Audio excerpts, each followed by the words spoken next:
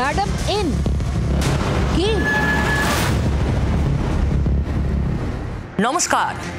আজ যা বলবো সত্যি বলবো এই ম্যাডাম এন কে নিয়ে। ম্যাডাম এন কে, সেই সত্যিটাই আনবো আপনাদের সামনে। আর অন্যান্য সত্যি তো রোজের মতো থাকছেই। এই ম্যাডাম এন ঘোর রহস্যময়ী। তাকে ঘিরে রহস্য পেঁয়াজের খোসার মতো একটু একটু করে খুলছে। বিস্ফোরক সব তথ্য একে একে সামনে আসছে। তা হঠাৎই ম্যাডাম এন সামনে এলেন কেন? কেনই বা তাকে নিয়ে এত চর্চা? সেটা জানাতেই তো আজ আমি এসেছি। কারণ আমি সত্যের কাছে দায়বদ্ধ। যা বলি সত্যি বলি। আর যা বলবো শুনলে হুঁশ উড়ে যাবে আপনার। ম্যাডাম এন ভারতের শত্রু, পাকিস্তানের কোট আনকোট অ্যাসেট, যাকে কোট আনকোট গুরু দায়িত্ব দিয়েছিল পাক সেনা এবং আইএসআই। আসল নাম কি ম্যাডাম এনের? নশাবা শাহজাদ মাসুদ। পাকিস্তানের লাহোরের বাসিন্দা, ইসলামাবাদের ব্লু আই গার্ল।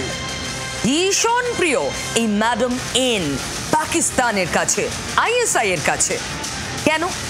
তাকে ভারতে গুপ্তচর নেটওয়ার্ক তৈরির দায়িত্ব দিয়েছিল পাক সেনা এবং পাক গুপ্তচর সংস্থা আইএসআই।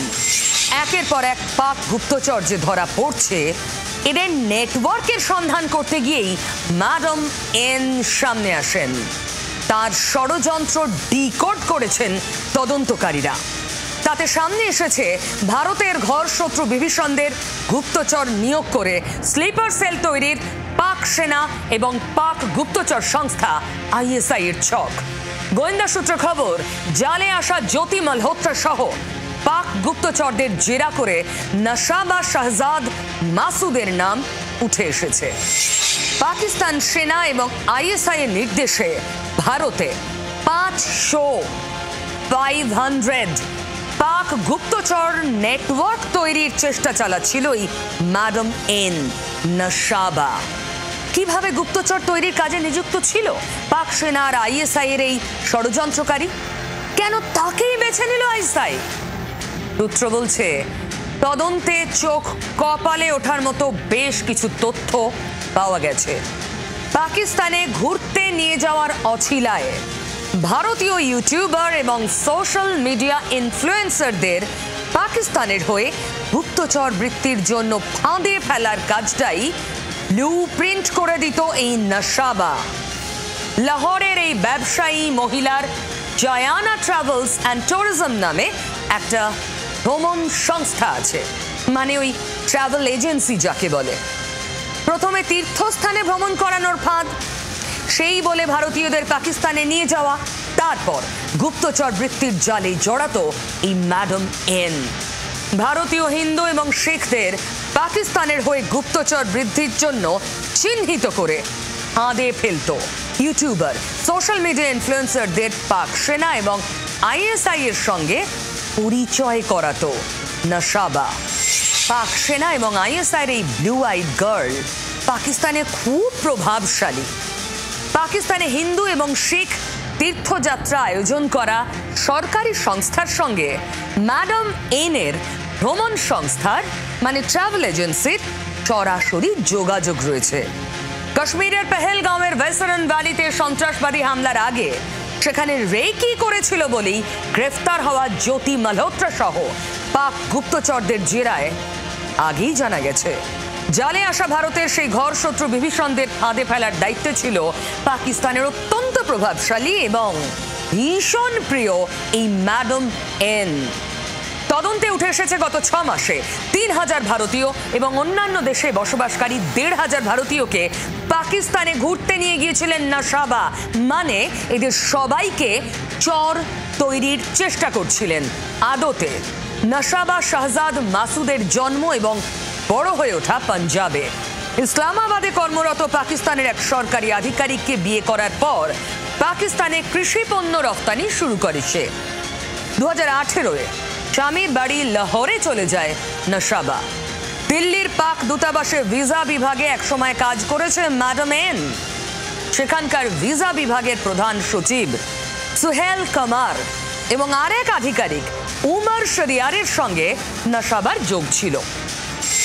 দিল্লির পাক হাই কমিশনে কাজ করা আইএসআই অফিসার, আইএসআই এর অফিসার দিল্লির পাক হাই কমিশনে কাজ করতো যে দানিশ, বহুবার দেখিয়েছি, নশাবার সঙ্গে সরাসরি যোগ ছিল। সেই কানেকশন কাজে লাগিয়ে ভারতে পাকিস্তানি সেনার স্লিপার সেল তৈরির চেষ্টা করছিল নশাবা। ভাবুন, শুধু চর বানানো নয়, নেক্সট অ্যাসাইনমেন্ট ছিল পাকিস্তানি স্লিপার সেল তৈরি করা। ভারতের গদ্দার ইউটিউবারদের সঙ্গে নশাবার আর্থিক লেনদেনের তথ্য হাতে পেয়েছেন গোয়েন্দারা। পর্যটক হিসেবে ভারতীয়রা পাকিস্তানে যেতে পারেন না। ভারতীয়দের জন্য পর্যটন ভিসা ইস্যু করে না ইসলামাবাদ। এখানেই মারাত্মক উদ্বেগ। তাহলে দেশের গদ্দাররা একের পর এক পাকিস্তানে কি করে ঘুরতে গেল? জ্যোতি, জসবীর, একের পর এক নাম কি করে?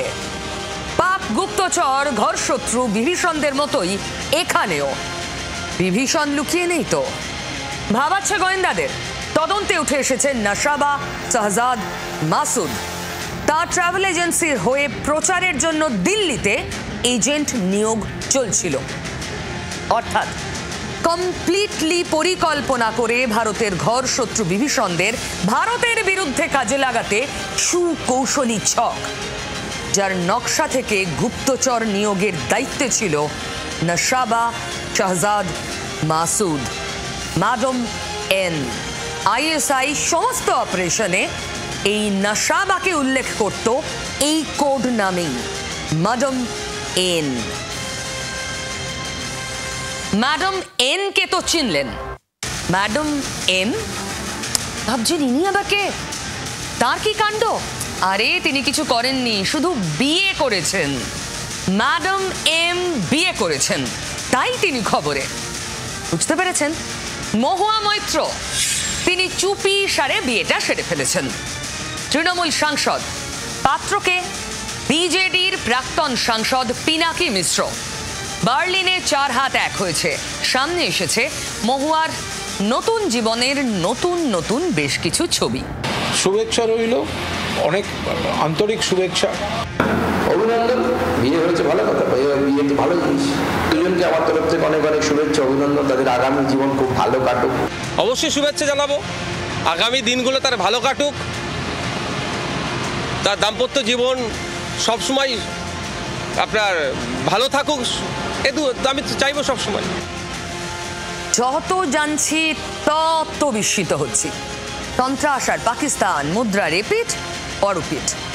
ম্যাডাম এন তার একটা জলজান্ত প্রমাণ। আসলে জন্মলগ্ন থেকেই কাজ হাসিল করতে সন্ত্রাসকে ব্যবহার করেছে ইসলামাবাদ। পূর্ব প্রান্তের প্রতিবেশী ভারত হোক বা পশ্চিম প্রান্তের আফগানিস্তান, ঘরে লালন পালন করে গড়ে তোলা জঙ্গিদের সীমান্ত পেরিয়ে ভিন দেশে পাঠানো পাকিস্তানের বহু পুরনো অভ্যেস। এতে বেশ কয়েকবার নিজের হাত পুড়িয়েছে ইসলামাবাদ। কিন্তু বিদেশ নীতি থেকে সন্ত্রাসকে বাদ দেয়নি। পাকিস্তানের এই বদ অভ্যেস পাল্টাতে আন্তর্জাতিক মহল কি কড়া কোনো পদক্ষেপ করেছে? থামাতে পেরেছে পাকিস্তানের সন্ত্রাসের সাপ্লাই লাইন? আসলে আমার প্রশ্নটাই হয়তো ভুল। থামাতে পেরেছে নয়, প্রশ্নটা হওয়া উচিত থামাতে চেয়েছে কিনা। কারণ পাকিস্তান যতই সন্ত্রাস রফতানি চালিয়ে যাক না কেন, আন্তর্জাতিক দুনিয়া কিন্তু অবোধ বালকের মতো চোখ বন্ধ করে রয়েছে।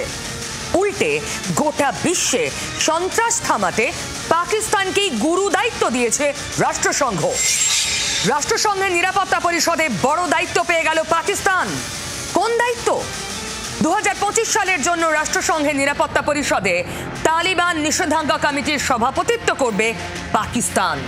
আফগানিস্তানের শান্তি, স্থিতিশীলতা আর নিরাপত্তার জন্য হুমকি বলে বিবেচিত কোনো ব্যক্তি বা সংস্থার ওপর অর্থনৈতিক নিষেধাজ্ঞা, ভ্রমণে নিষেধাজ্ঞা এগুলো আরোপ করবে এই কমিটি। এখানেই শেষ নয়, পাকিস্তানকে রাষ্ট্রসংঘের সন্ত্রাস বিরোধী কমিটির সহসভাপতিও করা হয়েছে। ভাবুন, পাকিস্তানকে রাষ্ট্রসংঘের সন্ত্রাস বিরোধী কমিটির সহসভাপতি, অর্থাৎ চোরকেই সিন্ধুক রক্ষার দায়িত্ব দেওয়া হলো। বিশ্বাস করুন, হাসবো না কাঁদবো বুঝতে পারছি না ঠিক। 9/11-র পর মার্কিন সেনা যখন আফগানিস্তানে পা রেখেছিল, তখন নিরাপদ আশ্রয়ের খোঁজে পাকিস্তানে গা ঢাকা দিয়েছিল তালিবান যোদ্ধারা। এই পাকিস্তানেই সেনা ছাউনির ঢিল ছোড়া দূরে লুকিয়েছিল শীর্ষ সন্ত্রাসী ওসামা বিন লাদেন। আজ তারাই কিনা তালিবান নিষেধাজ্ঞা কমিটির মাথায়। পেহেলগাঁওয়ে জঙ্গি হামলার পর অপারেশন সিঁদুরের মাধ্যমে সামরিক অভিযানে তো সফল হয়েছে ভারত, কিন্তু আন্তর্জাতিক কূটনীতি সেখানে সফল মোদী সরকার। পেহেলগাঁও কাণ্ডের পরেও পাকিস্তানকে আইএমএফ এর ঋণ পাওয়া থেকে আটকাতে পারেনি নয়াদিল্লি। শুধু আইএমএফ, এডিবিও নতুন করে টাকা ধার দিয়েছে পাকিস্তানকে। এবার সন্ত্রাস বিরোধী মঞ্চের শীর্ষস্থানে বসে গেল ইসলামাবাদ। যুদ্ধক্ষেত্রে সাফল্য কূটনীতির ময়দানে কেন ধরে রাখা গেল না, তা নিয়ে প্রশ্ন উঠবে না? আরো অবাক হচ্ছি, সমস্ত ভেঙে যাওয়া টুকরো টুকরো প্লেন, যুদ্ধ বিমান, সমরাস্ত্র, সেগুলোকেই আবার সারিয়ে ঠুকে ঠাকে মেরামত করে নতুন করে নিজেদের সমর সজ্জা তৈরি করছে পাকিস্তান। পাকিস্তান বলে সম্ভব ভেঙে যাওয়া ফাইটার জেট জুড়ে আবার নতুন করে তা ব্যবহার করা যায়, শুনেছেন কখনো? আচ্ছা, পাকিস্তান কি যেন বলেছিল ওই যে পেহেলগাঁও ষড়যন্ত্রের পর, ভারতের অপারেশন সিঁদুরে মাজা ভেঙে গিয়েও ভাঙবো তবু মচকাবো না গোছের ভাব দেখানোর জন্য। भारत ने जारियत करके जो फाश गलती की, उसका खमियाजा अब उसे ज़रूर भुगतना होगा। এই হুমকি হুঁশিয়ারি মানে ফাঁকা আওয়াজ অচিরেই উল্টে গেছে। সংঘর্ষ বিরতির জন্য নয়াদিল্লির পায়ে ধরেছিল ইসলামাবাদ। তারপর গোটা দুনিয়া ভারতের মারের শব্দ যে এখনো পাকিস্তানের কানে বাজছে, শাহবাজ শরীফের কথাতেই তা স্পষ্ট। तकरीबन 2:30 बजे यानी सईद आसिम मुनीर ने मुझे सिक्योर फ़ोन पे मुझे बताया कि वज़ीर-ए-आज़म साहब, हिंदुस्तान ने अपने बैलिस्टिक मिसाइल अभी लॉन्च किए हैं। Pakistan armed forces to teach a lesson to our enemy, but before that hour reached, India again launched missile attacks, BrahMos. মাজা যে ভেঙে গেছে তার জলজ্যান্ত দলিল এই খবর। পাকিস্তানের বায়ুসেনা টেন্ডার ডেকেছে। হ্যাঁ, ঠিক শুনছেন, টেন্ডার। কিসের জানেন? ভারতীয় সেনার মারে ক্ষতিগ্রস্ত যুদ্ধ বিমান সারাতে আর যন্ত্রাংশ কিনতে টেন্ডার ডেকেছে পাক বায়ুসেনা। তাও একটা নয়, 20টা। ভারতের মারে কি হাল পাকিস্তানের, বুঝতে আর বাকি আছে?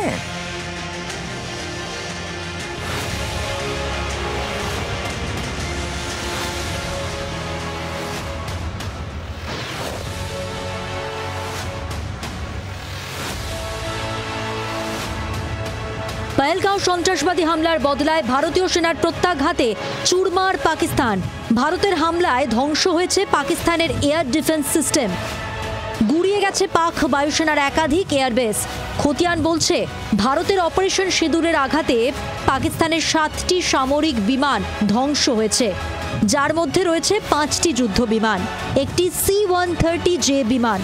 এছাড়াও গুড়িয়ে গেছে পাকিস্তানের একাধিক সশস্ত্র ড্রোন।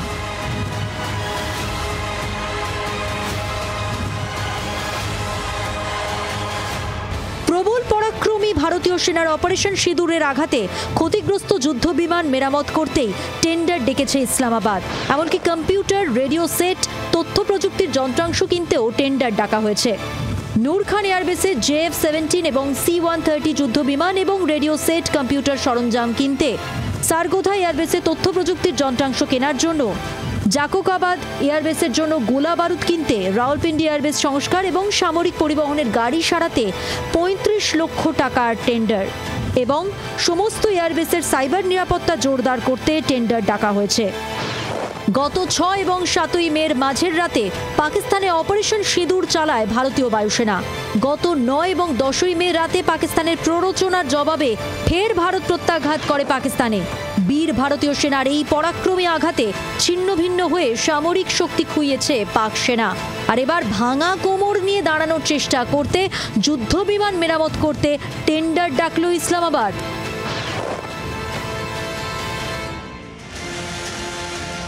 পাকিস্তানে তাও একটা নির্বাচিত সরকার আছে, বাংলাদেশে তো সেটাও নেই। শেখ হাসিনাকে তাড়ানোর পর গণতন্ত্রের প্রতিশ্রুতি দিয়ে ঢাকার মসনদে বসেছিলেন, বলেছিলেন নানা ক্ষেত্রে সংস্কারের পর নির্বাচন হবে। পালা বদলের পর 10 মাস পেরোতে চলল, ওপার বাংলায় ভোটের নামগন্ধ নেই। ইউনূসের মতলব নিয়ে সন্দেহ বাড়ছে অনেকের। এই অবস্থায় চলতি বছরের ডিসেম্বরের মধ্যে ভোট চেয়ে অন্তর্বর্তী সরকারের ওপর চাপ বাড়াচ্ছে খালেদা জিয়ার দল বিএনপি। গত আগস্টে স্বঘোষিত ছাত্র জনতার জঙ্গি আন্দোলনে ক্ষমতাচ্যুত হন শেখ হাসিনা। পদত্যাগ করে ভারতে আশ্রয় নেন মুজিব কন্যা। তারপর রাতারাতি উড়ে এসে ঢাকার মসনদ জুড়ে বসেন মোহাম্মদ ইউনূস। অর্থনীতিবিদ ইউনূসকে প্রধান উপদেষ্টা পদে বসিয়ে তৈরি হয় অন্তর্বর্তী সরকার। কথা ছিল সামাজিক, অর্থনৈতিক, রাজনৈতিক নানা ক্ষেত্রে ন্যূনতম সংস্কার করেই নির্বাচনের বন্দোবস্ত করবে ইউনূস বাহিনী। কিন্তু 10 মাস পেরোতে চলল, ওপার বাংলায় ভোটের নামগন্ধ নেই। এই পরিস্থিতিতে চলতি বছর ডিসেম্বরের মধ্যে নির্বাচন চেয়ে ইউনূসের ওপর চাপ বাড়াচ্ছে প্রাক্তন প্রধানমন্ত্রী খালেদা জিয়ার দল বিএনপি।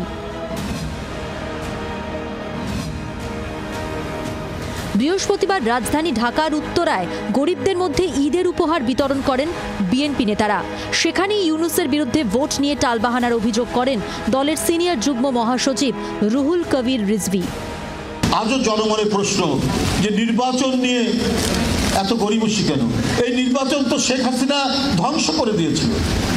এই অবাধ সুষ্ঠু নির্বাচন তিনি একেবারে জাদুঘরে পাঠিয়ে দিয়েছিলেন। তো সুতরাং জনগণের প্রত্যাশা ডক্টর ইউনূস সাহেব তিনি প্রয়োজনীয় যে সংস্কারগুলো করা দরকার সেগুলো করে নির্বাচন দেবেন। এটাই প্রথম নয়, সাম্প্রতিক অতীতে ভোট নিয়ে অন্তর্বর্তী সরকারের উপর বারবার চাপ বাড়িয়েছে বিএনপি।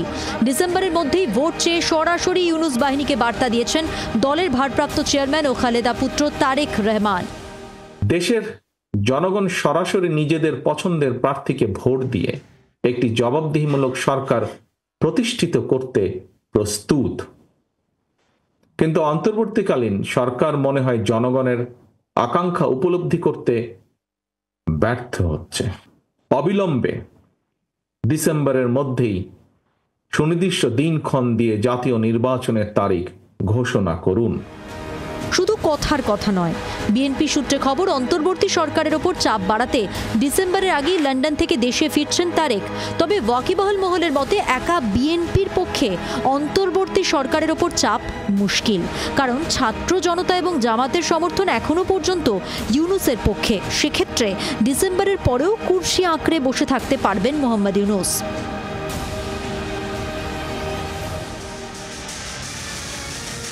শুধু প্রাচ্যে নয়, পাশ্চাত্যেও বাড়ছে উত্তেজনা। কারণ রুশ ইউক্রেন যুদ্ধ থামার এখনই কোনো সম্ভাবনা নেই। এই কথা কে বলছেন? যে ডোনাল্ড ট্রাম্প বলেছিলেন ক্ষমতায় আসার 24 ঘন্টার মধ্যে 2 দেশের যুদ্ধ থামিয়ে দেবেন, আজ তিনি অদূর ভবিষ্যতে এই সংঘাত থামার কোনো সম্ভাবনাই দেখছেন না। রবিবার রাশিয়ার 5টি বিমান ঘাঁটিতে ড্রোন হামলা চালায় ইউক্রেন সেনা, যার পোশাকি নাম ছিল অপারেশন স্পাইডার ওয়েব। ঝাঁকে ঝাঁকে উড়ে আসা কামিকাজে বা আত্মঘাতী ড্রোনের সাহায্যে রাশিয়ার বেশ কিছু বোমারু আর নজরদারি বিমান ধ্বংস করে দেয় ইউক্রেন।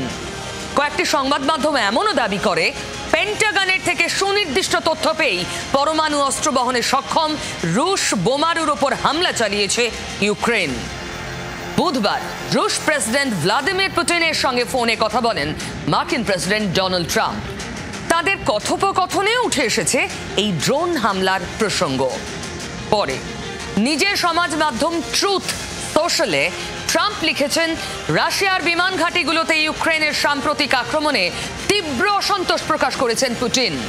তিনি জোরালোভাবে বলেছেন এই হামলার জবাব তাকে দিতেই হবে।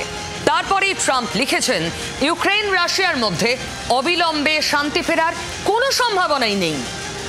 কি বুঝছেন? যতই ভারত পাক সংঘর্ষ বিরতির কৃতিত্ব দাবি করুন না কেন, ইউরোপে যুদ্ধ থামাতে ব্যর্থ প্রচার প্রেমী এই মার্কিন প্রেসিডেন্ট। তাহলে ট্রাম্পও ব্যর্থ হন?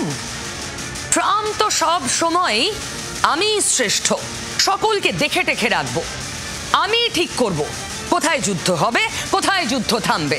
ওই যে মনে আছে আমাদের আর পাকিস্তানের মধ্যে সংঘর্ষের সময় ট্রাম্প বলেছিলেন, আমি বারণ করেছি যুদ্ধ থামাও, নালে ব্যবসা করতে দেব না, স্টপ। ইউক্রেন রাশিয়ার ক্ষেত্রে বলতে পারছেন না কেন? বাঁধছে কোথায়? সেটাই তো $1 মিলিয়ন কোয়েশ্চেন। 4 বছরের যুদ্ধে ইউক্রেনকে ছিন্ন ভিন্ন করে দিয়েছে রাশিয়া। সেই ইউক্রেনের আকস্মিক হামলায় মাথায় বাজ পড়েছে রাশিয়ার। কল্পনাই করতে পারেনি যে ইউক্রেনকে ধ্বংস করে শেষ করে দিয়েছে সেই ইউক্রেন এইরকম প্রত্যাঘাত করবে। একবার নয়, পরপর দুবার। একবার ট্রাকে করে লুকিয়ে ড্রোন পাঠিয়ে হামলা, আর একবার জলের তলা দিয়ে বিস্ফোরক ব্যবহার করে হামলা। যুদ্ধের জেরে ধুঁকতে থাকা কিভের আঘাতে মাথায় বজ্রাঘাত ক্রেমলিনের। বাজ শুধু রাশিয়ার মাথায় পড়েনি, বাজ পড়ছে আমাদের রাজ্যে ঘন ঘন বিকট শব্দে। যখন তখন রাতে ভয়ঙ্কর বৃষ্টির সঙ্গে ঘন ঘন বজ্রপাতে ভয় বাড়ছে আমাদের সকলের। যদি এমন বাজ দিনে পড়ে, বাজে মৃত্যু এই তো আকচার এখনকার দিনে হয়। তবে ভিলেন কি জানেন? কিউমুলোনিম্বাস মেঘ। এটা কি? আবহবিদ বিশেষজ্ঞরা কি বলছেন একবার শুনুন।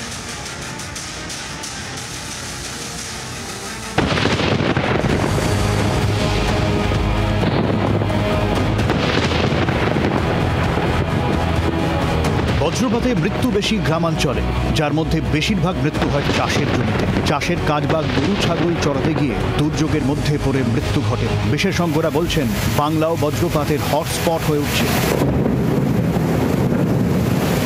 গত কয়েক বছরে দ্রুত হারে কমছে বনাঞ্চলের ঘনত্ব, একই সঙ্গে বাড়ছে পৃথিবীর উষ্ণতা। জলাভূমির সংখ্যা কমছে, তৈরি হচ্ছে বড় বড় বিল্ডিং। এসবের কারণে একদিকে যেমন বাড়ছে দূষণের পরিমাণ, অন্যদিকে বেড়ে চলেছে বাতাসে দূষিত অ্যারোসলের পরিমাণ। আর তাতেই বাড়ছে বজ্রপাতের হার।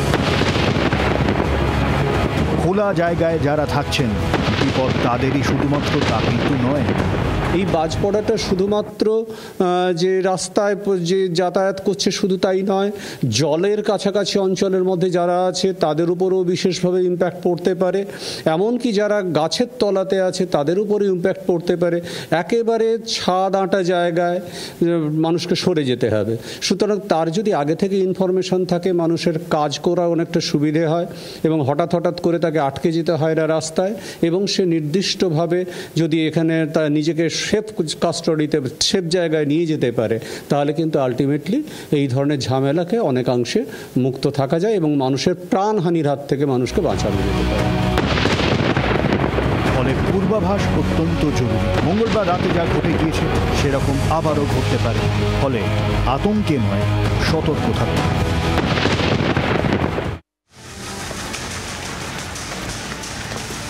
বৃষ্টির জেরে কলকাতায় রাতে তাপমাত্রা কমল। স্বাভাবিকের তুলনায় তাপমাত্রা প্রায় 5 ডিগ্রি নেমেছে। তবে দক্ষিণবঙ্গের একাধিক জেলায় বজ্রবিদ্যুৎ সহ বৃষ্টি, তার সঙ্গে দমকা ঝোড়ো হাওয়া বইতে পারে। বজ্রবিদ্যুৎ সহ বৃষ্টিপাতের সম্ভাবনা কলকাতা, হাওড়া, উত্তর ও দক্ষিণ 24 পরগনা, পূর্ব ও পশ্চিম মেদিনীপুর, পূর্ব বর্ধমান, বীরভূম, মুর্শিদাবাদ, নদিয়ায়। অন্যদিকে উত্তরবঙ্গে বুধবার বিক্ষিপ্তভাবে বৃষ্টির পূর্বাভাস। দার্জিলিং সহ 5 জেলায় বজ্রবিদ্যুৎ সহ বৃষ্টির সম্ভাবনা। বিক্ষিপ্ত বৃষ্টি হবে মালদা, উত্তর ও দক্ষিণ দিনাজপুরে। তবে 9 জুন পর্যন্ত দক্ষিণবঙ্গে মারাত্মক বজ্রপাতের সতর্কতা জারি করা হয়েছে। বজ্রপাতের বারবারন্ত বিশেষ মেঘপুঞ্জের কারণে। মেঘের নাম কিউমুলোনিম্বাস, যার অর্থ উলম্ব মেঘ। এর আয়তন প্রায় 13 কিলোমিটার পর্যন্ত হতে পারে।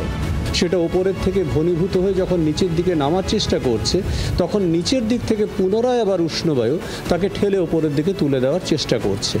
বারবার এই উত্থান এবং অবনমনের ফলে আলটিমেটলি মেঘের গভীরতা বেড়ে যাচ্ছে এবং যার ফলে 12 থেকে 13 কিলোমিটার গভীর কিউমুলোনিম্বাস মেঘের স্তর গতকাল তৈরি হয়েছিল এবং সেই সিচুয়েশনটা কিন্তু কন্টিনিউ করেছে। আগামী 9 জুন পর্যন্ত এই প্রবণতা বহাল থাকতে পারে বলে সতর্কতা জারি করা হয়েছে। মঙ্গলবার কলকাতায় এই শক্তিশালী মেঘের সংঘর্ষে বজ্রপাত হয়।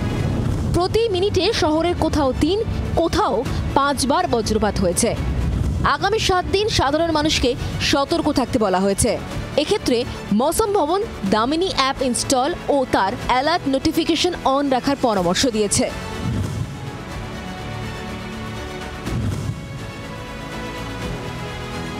মৌসম ভবনের দামিনী অ্যাপ 2019 সালে এই অ্যাপ তৈরি করা হয়।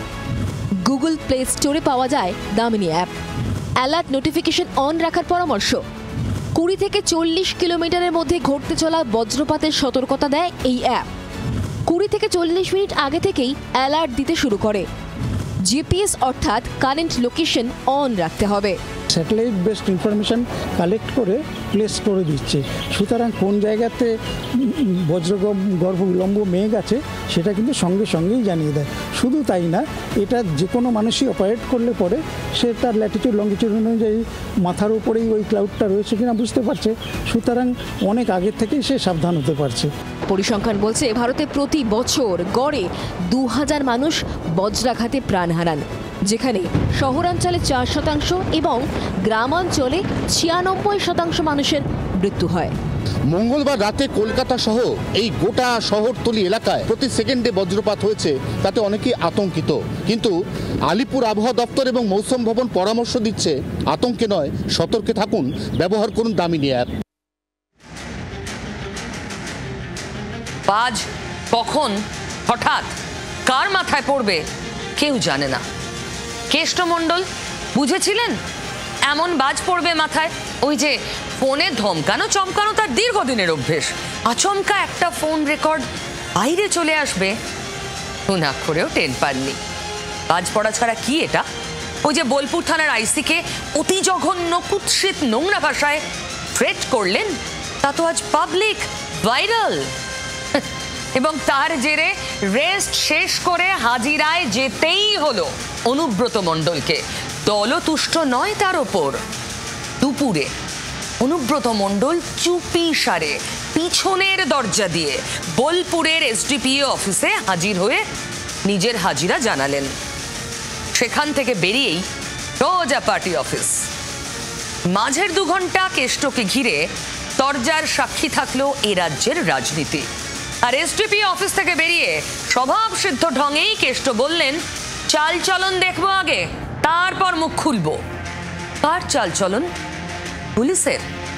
নিজের দলের? কাজল শেখের? অনুব্রত এখনো অনুব্রততেই আছেন। ভাঙবেন, মচকাবেন না। আচ্ছা, তাকে পুলিশের কাছে যেতেই হলো হাজিরা দিতে, তবু মচকাবেন কিছুতেই না। অনুব্রত মণ্ডল পিছনের দরজা দিয়ে ঢুকলেন কেন? মিডিয়া এড়াতে তো পারলেন না। সবাই জানি তিনি হাজিরা দিতে গিয়েছেন, কিন্তু আমার মনে একটা অন্য প্রশ্ন জাগছে। হাজিরা দিয়ে বেরিয়েই তিনি চলে গেলেন পার্টি অফিসে। এটা কি কোনো বার্তা দিতে যে তিনি যেমন দলে ছিলেন ঠিক তেমনই দলটা করে যাবেন? নিজের মেজাজে রোজ বিকেলে পার্টি অফিসে যান, তিনি সেভাবেই পার্টি অফিস অ্যাটেন্ড করবেন, তার কিচ্ছু এসে যাবে না। হাজিরা দিন না দিন মেসেজ দিলেন বাইরের দুনিয়ার কাছে, কাজল শেখকে। আচ্ছা, সত্যি কি অনুব্রততে বিরক্ত হয়নি তার দল? আপনি কি বলছেন? আমি অনুব্রত মণ্ডল বলছি। তোর বউ দারুণ দেখতে, আমাকে যে নিয়ে এসছে এটা। পুলিশকে ফোনে হুমকি ও গালিগালাজ, এফআইআর, তলব, গত কয়েকদিন ধরেই খবরের শিরোনামে অনুব্রত মণ্ডল, কিন্তু এতদিন পুলিশের ডাকে সাড়া না দিয়ে বোলপুরের বাড়িতেই স্বেচ্ছায় গৃহবন্দী ছিলেন বীরভূমের বাঘ। নিচে তো বাড়ি থেকে বেরোচ্ছিলেনই না, ঘনিষ্ঠ নেতাকর্মীরাও তার নিচুপট্টির বাড়ির কাছাকাছিও ঘেঁষছিলেন না। এর ফলে রাজ্য রাজনীতিতে বাড়ছিল সাসপেন্স। প্রশ্ন উঠছিল, আর কবে পুলিশে হাজিরা দেবেন কেষ্ট? অবশেষে বৃহস্পতিবার শেষ হলো অনুব্রতর বিশ্রাম পর্ব। এদিন দুপুর 3:30 নাগাদ বোলপুর এসডিপিও অফিসের পিছনের গেট দিয়ে একটি কালো গাড়ি ঢুকতে দেখা যায়। কিছুক্ষণের মধ্যেই জানা যায় গাড়িতে রয়েছেন স্বয়ং অনুব্রত মণ্ডল। ভিতরে প্রায় 2 ঘন্টা ধরে চলে জিজ্ঞাসাবাদ পর্ব। সূত্রের খবর, বোলপুর থানার আইসিকে আইফোনের ফেস টাইমে ফোন করেছিলেন কেষ্ট, কিন্তু ফোন করা নিয়ে পুলিশ বারবার জিজ্ঞাসা করলেও কার্যত চুপ ছিলেন অনুব্রত। ফোনে কথোপকথনের গলা তাঁর কিনা সে বিষয়েও কোনো উত্তর দেননি। তবে সূত্রের খবর, জিজ্ঞাসাবাদে তিনি ওষুধ খাওয়ার কথা বলেছেন। সেদিনের ঘটনা তার সেভাবে মনে নেই বলেও কেষ্টর দাবি। আমি 2 দিন দেখি, তারপর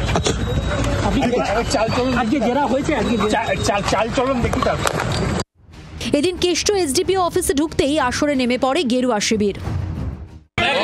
পুলিশ মন্ত্রী বলেছে তুমি যাও, তোমার কিচ্ছু হবে না, তাই গেছে।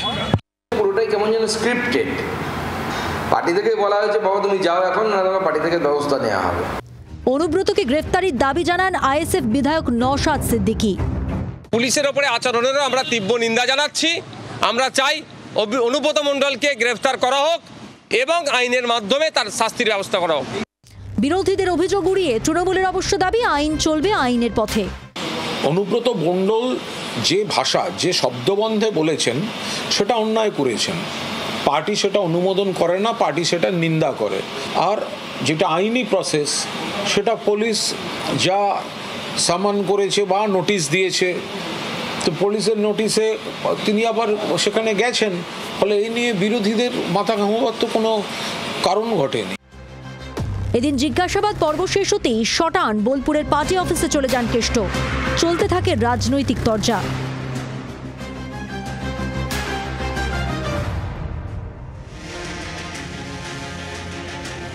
নাম যার কেষ্ট, তার যে লীলা খেলা হবেই, থাকবেই, আপনার মনে কোনো সন্দেহ আছে এ বিষয়ে? কখনো শিব ঠাকুর নিজে প্রকট হন তাকে বাঁচাতে, কখনো বিপত্তারণ ময়দানে নামেন। এবার তো আরো বড় টুইস্ট, অনুব্রতকে পুলিশের হাত থেকে বাঁচাতে প্রকট বিজেপির লিগ্যাল সেলের আইনজীবী। এই কেমন কথা, হঠাৎ বিজেপি আসরে কেন? ঠিক এই প্রশ্নটাই আমরা বিজেপির বিভিন্ন নেতাদের সামনে রেখেছি। অনুপম হাজরা বলছেন, ছি ছি, এতে তো বিজেপির কর্মীদের মনোবল ভেঙে যাবে। কিন্তু সুকান্ত মজুমদার বলছেন, বিপত্তারণ আমাদের কেউ না। সত্যিটা কি? 2022 সালে কেষ্টর বিপদে সহায় হয়েছিলেন শিব ঠাকুর, আর এবার বিপত্তারণ। পুলিশকে কুকথা বলে বিপদে অনুব্রত মণ্ডল। 2 বার পুলিশি নোটিশে রীতিমতো ঘরবন্দি বীরভূমের বাঘ। সেই অনুব্রতকেই বাঁচাতে বিরাজমান বিপত্তারণ ভট্টাচার্য। রাতারাতি খবরের শিরোনামে বিপদনাশিনী এই আইনজীবী। মঞ্চে যাকে বক্তৃতা রাখতে দেখছেন, ইনি বিপত্তারণ ভট্টাচার্য। গত লোকসভা নির্বাচনে বিজেপি প্রার্থীর হয়ে দাপিয়ে প্রচার করেছেন আইনজীবী বিপত্তারণ। ভারতবর্ষ তৈরি করার যে প্রবর্তক নরেন্দ্র মোদীর নেতৃত্বে ভারতবর্ষ যেভাবে এগিয়ে যাচ্ছে, বিরোধীরা তাকে স্তব্ধ করে দিতে চাইছে। অনুব্রতর মল্লভূমে পদ্ম নেতা বিপত্তারণ, বীরভূম বিজেপি লিগ্যাল সেলের অন্যতম নেতা। সেই বিপত্তারণই এবার অনুব্রতর আইনজীবী। ঘোর বিপদ কাটাতে শেষে কিনা অনুব্রত বিজেপির আইনজীবী সেলের নেতার শরণাপন্ন। বিপত্তারণ যে এখনো বিজেপির সক্রিয় সদস্য, সে কথা জি 24 ঘন্টার কাছে স্বীকার খোদ বিজেপি নেতা অনুপম হাজরার। এমনকি বিজেপির নানা হোয়াটসঅ্যাপ গ্রুপে জল জল করছে বিপত্তারণের নাম। স্থানীয় যারা বিজেপির সদস্য রয়েছেন তারাও কেউ কেউ আমাকে প্রশ্ন করেছেন, একটু বিস্ময় প্রকাশ করেছেন যে বিপদদা তো আমাদের অ্যাক্টিভ কর্মী বা আমাদের অ্যাক্টিভ সদস্য, বিজেপির অ্যাক্টিভ সদস্য, কিন্তু অনুব্রত মণ্ডলের বিপত্তার আবার কি দরকার ছিল বিজেপির অ্যাক্টিভ সদস্য হয়ে, সেটা উনি বলতে পারবেন। বীরভূমে কাজলের পাল্লা ভারী, খানিকটা কোণঠাসা জেল ফেরত কেষ্ট। সেই কেষ্টকেই আইনি সুরক্ষা দিতে কেষ্টর হয়ে সওয়াল বিজেপি নেতা আইনজীবী বিপত্তারণ ভট্টাচার্যের। যে চক্রান্তের শিকার সেটা কেষ্টদার বিরুদ্ধে চক্রান্তে করা হয়েছে, এটা পরবর্তীকালে আপনারা জানতে পারবেন। বিপদে অনুব্রতর আইনি সুরক্ষা দিতে গিয়ে কি ভোটের আগে নিজের দলকেই বিপদে ফেললেন বিপত্তারণ? তেমনই ইঙ্গিত অনুপম হাজরার গলায়।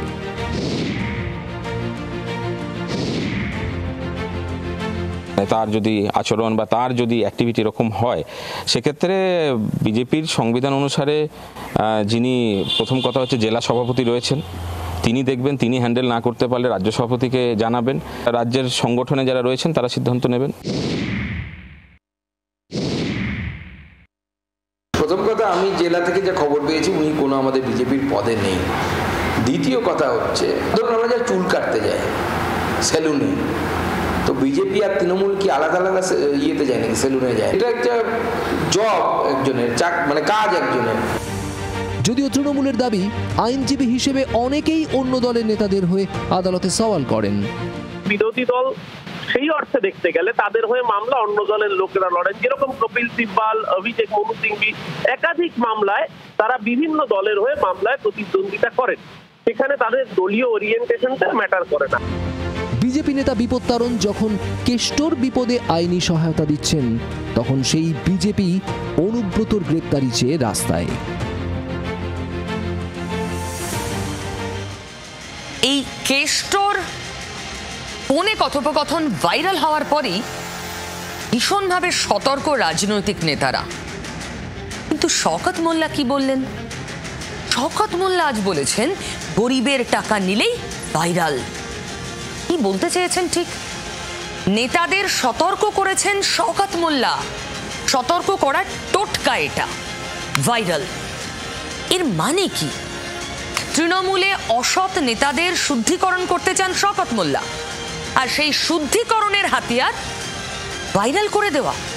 মানে সোশ্যাল মিডিয়ায় ওই কীর্তিকলাপ ভাইরাল করে দেবে দলই, দলের নেতাদের কীর্তিকলাপ। ভোট গন্ধ পেতেই ভাঙড় তাপছে, ভাঙড়ের রাজনীতি গরম হচ্ছে। আইএসএফ মুছে যাবে 26-এর আগে হুঙ্কার দিচ্ছেন শওকত মোল্লা। ভাঙড়ে শওকত মোল্লা ভাঙড়ের ক্যান্ডিডেট হবেন কিনা এ বিষয়ে আলাপ আলোচনা আপনাদের সঙ্গে আগেই করেছি, কিন্তু এবার শওকত মোল্লা তার নিজের দলকে সাবধান করছেন, ভাইরাল করে দেওয়ার ভয় দেখাচ্ছেন। গত কয়েক বছরে দুর্নীতির অভিযোগ আষ্টে পৃষ্ঠে বেঁধে রেখেছে রাজ্যের শাসক দলকে, তাই বারবার দলকে নির্লোভ হওয়ার বার্তা দিয়েছেন তৃণমূল সুপ্রিমো। বলেছেন তিনি দলে বিবেকবান লোক চান, বিত্তবান নয়। সেই সুরই এবার শোনা গেল ক্যানিং পূর্বের তৃণমূল বিধায়ক শওকত মোল্লার গলায়। তবে শওকত আবার লোভ অসুখের দাওয়াইও বলে দিলেন। যে নেতারা তৃণমূল করেও গরিব মানুষের টাকা নেবেন, তাদের সোশ্যাল মিডিয়ায় ভাইরাল করে দেওয়ার নিদান দিলেন তৃণমূল বিধায়ক। এমনকি নেতাদের বাড়ি বাড়ি ঘুরে সার্ভে করে রিপোর্ট দিতেও নির্দেশ শওকতের। কোন জায়গায় কোন গরিব মানুষের কাছ থেকে যদি কোন নেতা 1 টাকা নেয়, একদম সরাসরি তার নামে সোশ্যাল মিডিয়া করে দেবেন।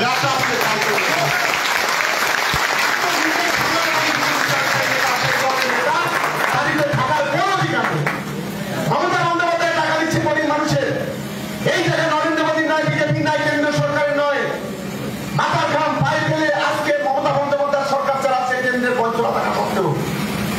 আজকে সেই যে সহযোগিতা, আর্থিক সহযোগিতা আজকে যেভাবে করছে, আজকে সেটাকে দুই একজন নেতা যাদের জন্য দল আজকে কালিমালিপ্ত হচ্ছে, অন্যায়ের সঙ্গে কোনো কম্প্রোমাইজ চাই করে নয়, এটা আমাদের প্রথম মাথায় রাখতে হবে। তৃণমূলের বহু নেতাই কাটমানি বা ঘুষ চেয়ে সোশ্যাল মিডিয়ায় ভাইরাল হয়েছেন। এমনকি অনুব্রতর ঘোর বিপদের কারণও সেই সোশ্যাল মিডিয়ায়। রাত বিরেতে পুলিশকে দেওয়া হুমকি, সোশ্যাল মিডিয়ায় ফাঁস হওয়াতেই বিড়ম্বনায় বীরভূমের বাঘ। গরিবের টাকা নিলে করা হবে ভাইরাল, এমনকি বার্তা দিয়ে সেই সোশ্যাল মিডিয়াকেই এবার টোটকা হিসেবে ব্যবহার শওকতের। যদিও শওকতের টোটকায় কতটা কাজ হবে তা নিয়ে সন্দিহান বিরোধীরা। তার থেকে বড় সমাজ বিরোধী কেউ আছে ওই অঞ্চলে? তার থেকে বড় সমাজ বিরোধী কেউ নেই। এবং সেই জন্য তাকে সময় টু সময় পার্টি পরিবর্তন করতে হয়। একসময় সিপিএম করতেন, তখন গুন্ডামি মস্তানি করতেন, হিন্দুদের জমি দখল করতেন। এখন আবার তৃণমূল করছেন, তৃণমূল করেও একই কাজ করছেন। ল্যান্ড জিহাদ চলছে, জোর জবরদস্তি করে কম দামে আপনাদেরকে জমি বিক্রি করে হিন্দুদেরকে পালিয়ে আসতে হচ্ছে দক্ষিণ 24 পরগনা থেকে। এটা হচ্ছে, এরাই সব থেকে বড় গুন্ডা।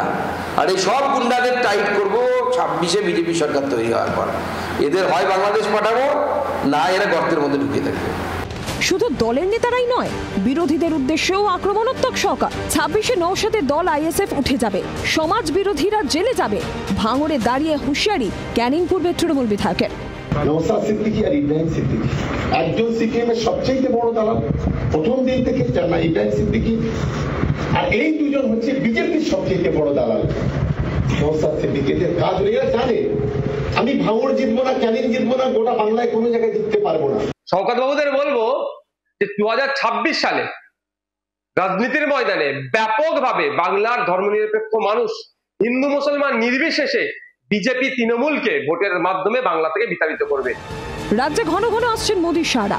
বাংলার বঞ্চনা নিয়ে দিল্লি চলো মমতা, বোঝাই যাচ্ছে বাজছে ভোটের বাদ্যি। আর ততই ভাঙড়ের শুরু হুঁশিয়ারি, পাল্টা হুঁশিয়ারি। তবে শওকত মোল্লার বক্তব্যের মধ্যে একটা সদিচ্ছাও আছে। তিনি নিজের দলের অসৎদের শুধরানোর কথা বলেছেন। আচ্ছা, এদের জন্য তাহলে কি টোটকা দেবেন শওকতের মতো নেতারা? পূর্ব মেদিনীপুরের মহিষা দলে প্রধানমন্ত্রী আবাস যোজনার বাড়ি ভাড়া নিয়ে চালানো হচ্ছে রেশন দোকান। মানে বাড়ি ভাড়া, তাও সরকারি প্রকল্পের বাড়ি, সেখানে কমার্শিয়াল কাজ চলছে, মানে দোকান চলছে। আর সেই বাড়ি দেখিয়ে মিলেছে রেশনের ডিলারশিপ। মানে দোকান দেখিয়ে ডিলারশিপ মিলেছে, দোকানটা আসলে বাড়ি দোকান নয়। অভিযোগ বড়, আর এই অভিযোগ ঘিরে এখন জোর রাজনীতি ওই এলাকায়। বিরোধীরা বলছে কাটমানি শেষ কথা, কাটমানি নিয়ে বেআইনি ডিলারশিপ পাইয়ে দিয়েছেন তৃণমূলেরই নাকি বিধায়ক। ভাবুন, আবার কাঠকড়ায় তৃণমূল। তৃণমূল কি ছেড়ে কথা বলছে? না। রাজ্যের অন্যতম গুরুত্বপূর্ণ কেন্দ্রীয় প্রকল্প প্রধানমন্ত্রী আবাস যোজনা। এই প্রকল্পের উদ্দেশ্য ছিল গরিব মানুষের মাথার উপর পাকা ছাদ তৈরি করা। কিন্তু পূর্ব মেদিনীপুরের মহিষা দলে সেই আবাস যোজনার বাড়ি ভাড়ায় দিয়ে রেশন দোকান চালানোর অভিযোগে তীব্র চাঞ্চল্য ছড়িয়েছে। খোঁজ খবর নিয়ে দেখলাম যে ওর বাড়িটা সত্যি প্রধানমন্ত্রী আবাস যোজনার বাড়ি। আমার বাড়ি থেকে ওর বাড়ি হয়তো 100 মিটার দূরত্ব। সেটা এই নিয়মে আমি জানি যে ওর বাড়িটা প্রধানমন্ত্রী আবাস যোজনা। অ্যাকচুয়ালি তার কাছে আমার কাছে হার্ড কপিও আছে, সফট কপিও দেখাতে পারবো। ওই বাড়িটা ওদের প্রধানমন্ত্রী আবাস যোজনা। অভিযোগের কেন্দ্রে রেশন ডিলার শিউলি দিনদার সামন্ত। প্রথমে অভিযোগ অস্বীকার করলেও পরে তাঁর আত্মীয় কনক কুমার সামন্ত স্বীকার করেন বাড়ি ভাড়ায় দেওয়া হয়েছে। ওটা আবাস যোজনা নয়, আমি যেটা নিয়েছি সেটা আবাস যোজনা নয়। তাহলে কোন বাড়িতে করেছেন আপনি গোডাউন? আমি যেটা মানে আবাস যোজনা নয় তার সাইডে সেগুলোই করেছি। যেটা আমার অতিরিক্ত অংশ সেটা ভাড়ায় দিতেই পারি, অসুবিধা কি আছে? কিন্তু আবাস যোজনার বাড়ি তো ভাড়ায় দেওয়া যায় না। না, সেটা অফিস বুঝবে। অফিস যদি কিছু থাকে সে অফিস তো বুঝবে। একটা অভিযোগ হয়েছে, সেটা হতে পারে। এই ঘটনায় শাসক দলের দিকে সরাসরি আঙুল তুলেছে বিজেপি। অভিযোগ, তৃণমূল বিধায়কের আশীর্বাদেই রেশন ডিলারশিপের ব্যবস্থা হয়েছে, বঞ্চিত হচ্ছেন গরিব মানুষেরা। কাঞ্চনপুর জালপাই গ্রামে যে রেশন ডিলারশিপ যাকে দেওয়া হলো, প্রধানমন্ত্রী আবাস যোজনার ঘর দেখিয়ে দেওয়া হয়েছে। তৃণমূল কংগ্রেস কত বড় চোর এবং মহিষা দলের বিধায়ক কিভাবে কাটমানি তার কাছ থেকে নিয়ে এই অনুমোদন দিয়ে তাকে রেশন ডিলারশিপ দিয়েছে, এ একেবারে জলের মতো পরিষ্কার। তৃণমূলের তরফে যদিও সমস্ত অভিযোগ অস্বীকার করা হয়েছে, তবে মহিষা দলের বিডিওর বক্তব্যে স্পষ্ট আবাস যোজনার বাড়িতে রেশন দোকান চালানো আইনসঙ্গত নয়, তদন্ত হবে। বিধায়ক একটা রেশন ডিলারের কাটমানি খাচ্ছে, মানে এমন খিদা লেগেছে বিধায়কের নাকি? কি ভাবছে নাকি? ওরা অন্য চিন্তা ভাবনা করুক। তৃণমূলকে তো চোর বলা অভ্যাস হয়ে গেছে, নিজেরা মহা ডাকাত। না, প্রধানমন্ত্রী আবাস যোজনার বাড়িতে গোডাউন হিসেবে দেখানো যাবে না। আমি একটা অভিযোগ পেয়েছি, খতিয়ে দেখছি। ফুড দপ্তরের ইন্সপেক্টরকে বলা হয়েছে ইন্সপেক্টর রিপোর্টটা দিক। যদি দেখা যায় সত্যি সত্যি ওটা আবাস যোজনার বাড়ি, তাহলে ওর লাইসেন্স ক্যান্সেল হতে হবে। ঘটনা নিয়ে শুরু হয়েছে রাজনৈতিক চাপানুতর। প্রশাসনের তদন্তের পরই স্পষ্ট হবে ঠিক কতটা সত্যি এই অভিযোগ। তবে কেন্দ্রীয় প্রকল্পের বাড়ি যদি এইভাবে বাণিজ্যিক কাজে ব্যবহৃত হয়, তাহলে প্রশ্ন তো ওঠেই। ইউটিউবার শর্মিষ্ঠা পানৌলির জামিন হলো। জামিন দিল কলকাতা হাইকোর্ট। 10,000 টাকার ব্যক্তিগত বন্ডে জামিন দিলেন বিচারপতি রাজা বসু চৌধুরী। তাকে হেফাজতে রেখে জিজ্ঞাসাবাদের কোনো প্রয়োজন নেই বলেই মনে করেছে আদালত। তবে শর্মিষ্ঠার জামিনে রাজনীতি থেমে যাবে এটা ভাববেন না আবার। ধর্মীয় ভাবাবেগে আঘাত দেওয়ার অভিযোগে গ্রেফতার হয়েছিলেন ইউটিউবার শর্মিষ্ঠা পানোলি। অবশেষে হাইকোর্টে মিলল স্বস্তি। গুরগাঁও থেকে গ্রেফতার হওয়া শর্মিষ্ঠা পানোলির অন্তর্বর্তী জামিনের আবেদন মঞ্জুর করলেন বিচারপতি রাজা বসু চৌধুরী। তবে বেশ কিছু শর্ত দেওয়া হয়েছে। তদন্তে সহযোগিতা করতে হবে শর্মিষ্ঠাকে, অনুমতি ছাড়া দেশ ছাড়তে পারবেন না, পড়াশোনার প্রয়োজনে দেশের বাইরে যেতে হলে নিম্ন আদালতকে বিষয়টি গুরুত্ব দিয়ে বিবেচনা করতে হবে। একই সঙ্গে বিচারপতি জানিয়েছেন শর্মিষ্ঠাকে পর্যাপ্ত পুলিশি নিরাপত্তা দিতে হবে, তাকে হেফাজতে রেখে জিজ্ঞাসাবাদের কোনো প্রয়োজন নেই। শর্মিষ্ঠার গ্রেফতারির প্রক্রিয়া নিয়েও এদিন প্রশ্ন তোলেন বিচারপতি। তার পর্যবেক্ষণ, যে গ্রেফতারি পরোয়ানা জারি করা হয়েছিল সেটা যান্ত্রিকভাবে করা হয়েছিল। সেখানে শুধুমাত্র গ্রেফতার করার অধিকার দেওয়া হয়েছিল, গ্রেফতার করতে হবে বলা হয়নি। ধর্তব্যযোগ্য অপরাধ আছে কিনা সেটাও খতিয়ে দেখা দরকার ছিল। রাজ্যের আইনজীবী কিশোর দত্ত সওয়াল করেন, সমস্ত নিয়ম বিধি মেনে তাকে গ্রেফতার করা হয়েছে। বিচারপতির প্রশ্ন, মামলাকারীকে গ্রেফতার করতে পারলেন, তাহলে যারা তাকে হুমকি দিল তারা কেন গ্রেফতার হলো না? এটা তো মহিলার শ্লীলতাহানি। কি করছেন মিস্টার অ্যাডভোকেট জেনারেল? এটা লজ্জার। অভিযুক্ত কি বিশাল বড় রাজনৈতিক ব্যক্তি? ভিডিও কেস ডায়েরিতে নেই কেন? The court has prima facie arrived that the grounds of arrest was given mechanically and there was no grounds of arrest as is required to be given under Article 22(1) of the Constitution of India and 47 of BNSS. As any father or any family member, you feel when your child is threatened, the parents want the security.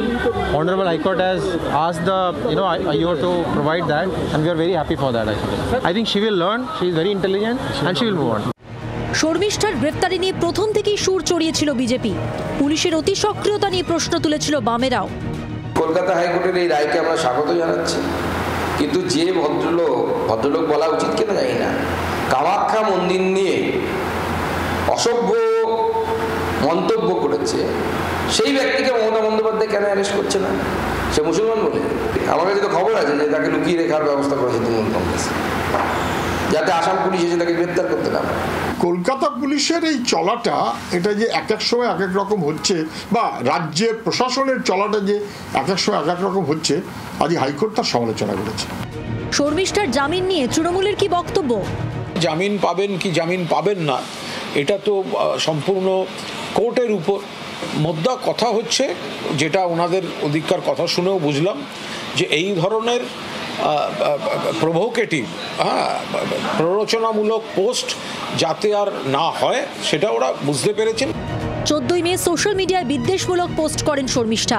15ই মে তার বিরুদ্ধে garden rich থানায় অভিযোগ দায়ের করা হয়। তার কলকাতার বাড়িতে একাধিক নোটিশ পাঠায় পুলিশ, আর এরপরই কলকাতা ছাড়েন পানোলি। অবশেষে দিল্লি থেকে গ্রেফতার করা হয় তাঁকে। 2 সপ্তাহ টানা পোড়েনের পর মিলল মুক্তি। গুরুত্বপূর্ণ খবরগুলো আবার এক ঝলকে প্রতিদিনের মতোই।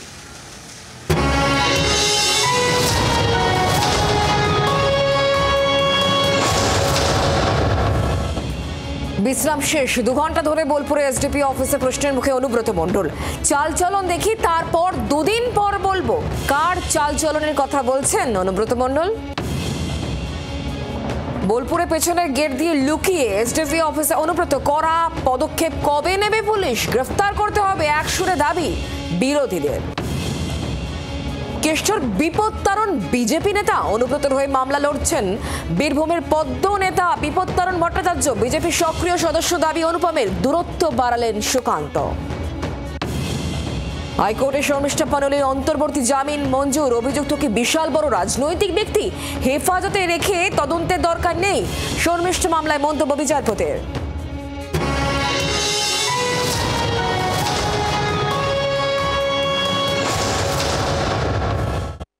তবে আজ দিনের শেষে অনেক খবরের পরেও একটা প্রশ্ন ঢাকা পড়েনি। ছেলেটা কোথায় গেল? নাবালক কোথায়? ওই যাকে উল্টো করে ঝুলিয়ে মার আর কারেন্টের শক দেওয়া হয়েছিল। মহেশতলার সেই হাড়হিম ঘটনায় মূল অভিযুক্ত গ্রেফতার হয়েছে শাহেন শাহ। মুম্বাই থেকে তাকে ধরা হয়েছে, কিন্তু নাবালক কোথায়? ছেলেটি কোথায়?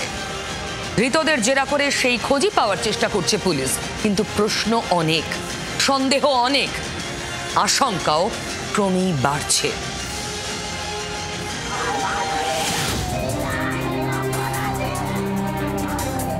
কলকাতার অদূরে মহেশতলায় মোবাইল চুরির অভিযোগে নাবালককে ঝুলিয়ে রেখে কারেন্টের শক, ছড়িয়ে গিয়েছিল বর্বরতার সব সীমা। ঘটনায় শিউরে উঠেছিল গোটা রাজ্য। 24 ঘন্টায় সেই ঘটনা সম্প্রচারের 48 ঘন্টার মধ্যে জালে মূল অভিযুক্ত।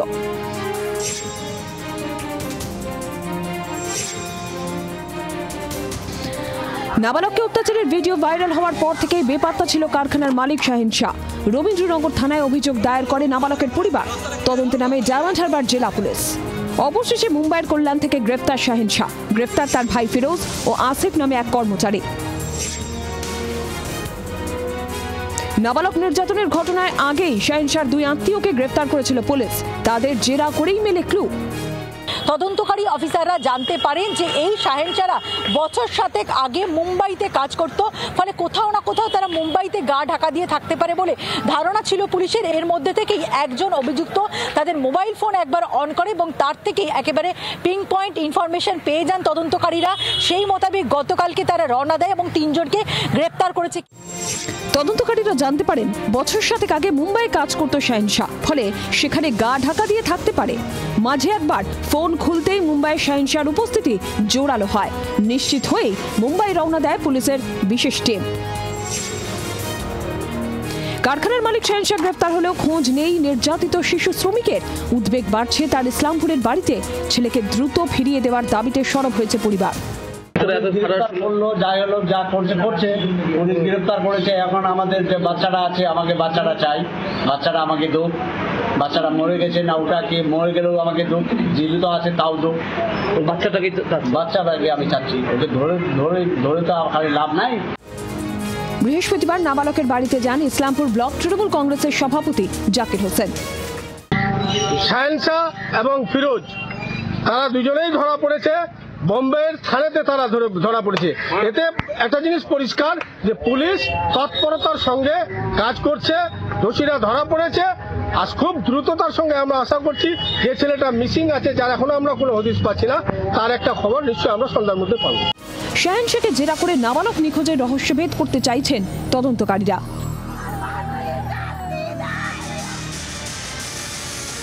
এভাবেই রোজ ভয় না পেয়ে, কোনো দিকে না ঝুঁকে, মনে রাখবেন কোনো দিকে না ঝুঁকে সত্যি বলে যাব। রাত 8:55 সঙ্গে থাকুন।